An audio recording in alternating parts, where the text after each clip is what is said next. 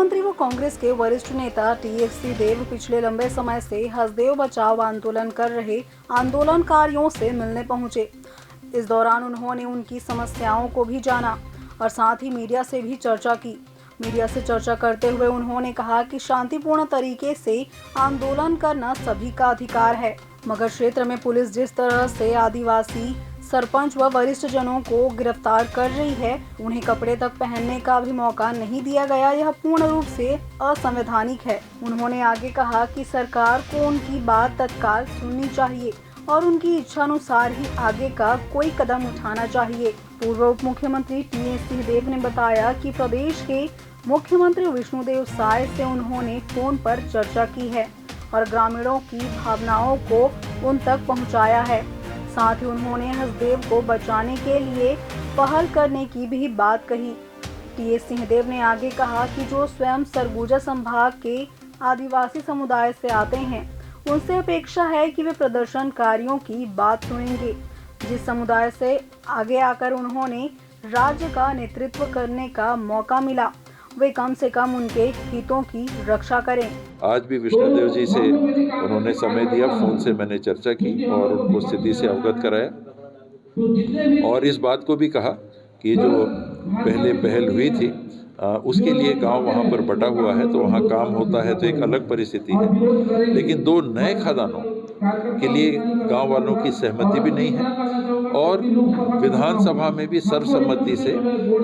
कांग्रेस पक्ष, भाजपा पक्ष, बहुजन समाज पार्टी, जोगी कांग्रेस सभी विधायकों ने सर्वसम्मति से केंद्र सरकार को एक प्रस्ताव भेजा कि ये खदान यहाँ पर ना खोले जाए। आप स्वयं आदिवासी अंचल से आते हैं और मुख्यमंत्री के रूप में काम करने का ये अवसर आपको मिला है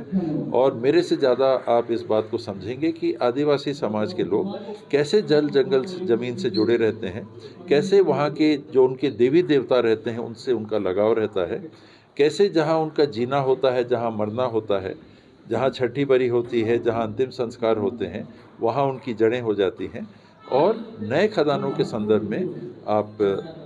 संवेदनशीलता से निर्णय करेंगे। तो आज ही मैंने उनसे बात की तो दो अलग बातें हैं,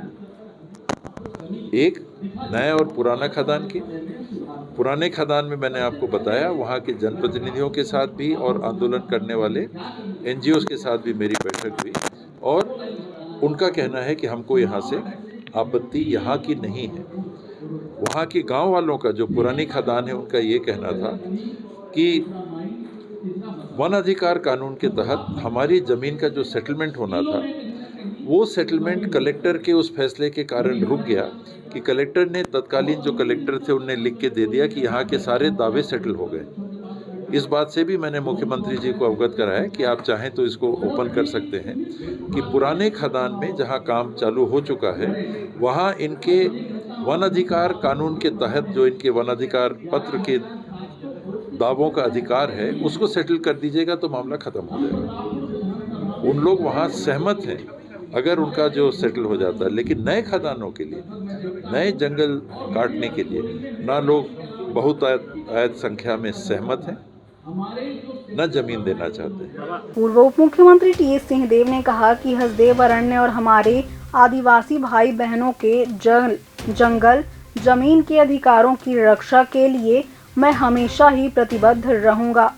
और आगे भी उनके कंधे से कंधा मिलाकर लड़ता रहूंगा। बता दें कि पिछले लंबे समय से हसदेव को बचाने के लिए आदिवासी आंदोलन कर रहे हैं। टीएस सिंहदेव लगातार उनका समर्थन करते नजर आ रहे हैं और अब आगे भी उन्होंने कहा कि आदिवासियों की जल, जंगल और जमीन के लिए वे हमेशा उनके साथ खड़े रहेंगे। अब आगे देखने वाली बात होगी कि आदिवासियों की मांग आखिर कब तक पूरी हो पाती है और कब तक हसदेव के जंगलों की कटाई रुक पाती है। ऐसी अन्य खबरों के लिए बने रहिए लाइव खबर 24/7 के साथ।